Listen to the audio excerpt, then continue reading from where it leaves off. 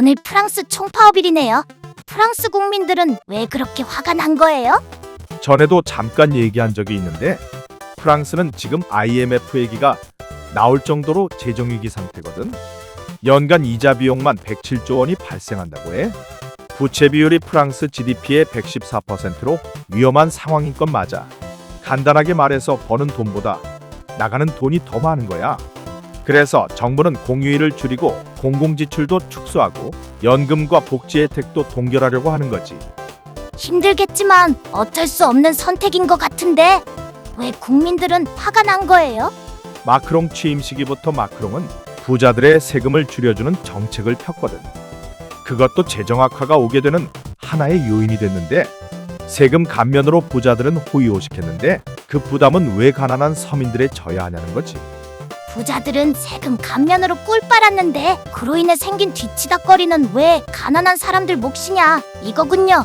듣고 보니 프랑스 국민들이 들고 일어난 것도 이해는 가네요. 그래서 부자들에게 세금을 매기라고 아우성이구나. 우선 프랑스 국민들이 화가 난 이유를 말하기 위해 진보 진영이 주장하는 의견을 가지고 온 거고, 진보와 중도, 보수가 주장하는 재정 악화의 이유는 겹치는 것도 있고 나눠지는 것도 있는데, 진보는 아까 말한 것처럼 부자 감세를 원인으로 꼽았고, 마크롱이 속한 중도는 과도한 복지 지출과 고령화를 원인으로 꼽았어. 마지막으로 보수는 이민자 정책을 탓하고 있는 상황이야. 어느 진영도 과반 이상이 안 되기 때문에 정책 불확실성이 커지는 것 같아. 과반 이상 되는 진영이 없으면 쉽게 끝나지는 않겠네요. 프랑스의 재정 문제가 유럽을 넘어서 미국까지 골칫거리가 될 수도 있다는 얘기들도 있던데 어떻게든 해결됐으면 좋겠네요. 미국 셧다운 1일차인데 증시는 오히려 뜨거워요. 민간 고용 지표가 안 좋게 나와서 그런가 봐요. 고용이 32,000명 감소한 것으로 나타났으니 금리 인하 가능성이 더 높아졌다고 시장이 보는 거죠. 그래, 맞아. 어차피 셧다운으로 고용보고서 발표가 지연되더라도 그동안에 축적된 데이터로 연준이 금리를 인하할 것으로 기대하고 있었는데, 민간 고용보고서까지 고용이 안 좋게 나오니까 시장에 확신을 주게 된 것 같구나. 오늘은 우리 시장도 뜨겁네요. 샘 알트만이 삼성전자와 SK하이닉스 두 회사와 전략적 파트너십을 체결했다는 소식이 전해지면서 삼성전자는 10만 원, SK하이닉스는 50만 원 얘기까지 나오고 있어요. 이번 협력의 핵심은 고성능 메모리 공급과 데이터 센터 구축인데, 샘 알트만이 웨이퍼 기준으로 월 90만 장 생산 수요를 제시했어. 디램만 말하는 게 아니라 아마도 HBM을 포함한 걸 거야. 그래도 이건 삼성전자와 SK하이닉스에게는 도전에 가까운 미션이야. 근데 이거 일이 너무 커지는 것 같은데? 어디선가 삐끗하면 누구 한 명 해고되고 끝날 문제가 아닌 것 같다. 자꾸 안 좋은 쪽으로만 보시는 거 아니에요. 그리고 삼성전자랑 SK하이닉스가 함께 공조하면 90만 장 못할까요? 내가 기억하기로 작년이었나? 삼성전자가 월 60만 장을 목표로 제시한 적이 있었거든. 지금도 크게 늘진 않았을 거야. SK하이닉스도 50만 장, 60만 장 얘기가 나오고 있고, 둘이 합치면 90만 장 넘잖아요. 그동안에 거래처가 있잖아. 엔비디아나 마이크로소프트, 구글이나 아마존 같은 기업과도 장기 공급 계약을 맺고 있는데 여기에 추가로 물량을 생산해야지.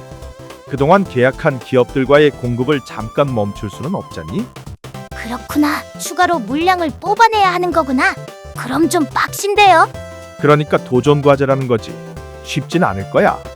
우려되는 건 그것만이 아니야. 전 세계가 AI에 대규모 투자를 하고 있잖아.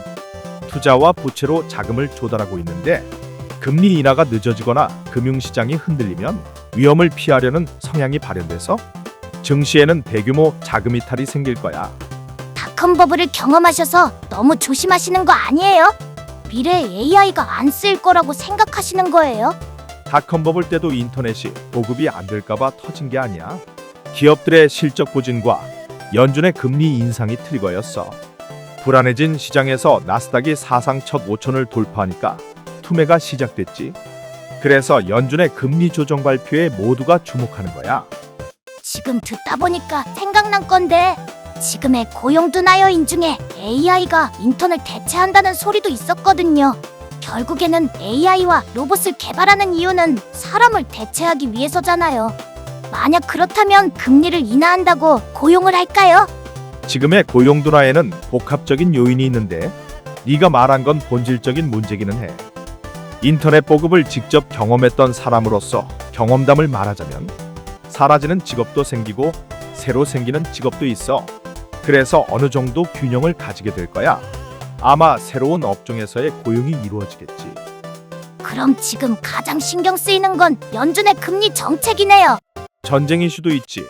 만약 러시아가 확전을 하게 되면 연준의 금리 인하 정책에는 제동이 걸리게 돼. 러시아가 확전할 가능성은 거의 없다면서요. 가정을 하는 거야.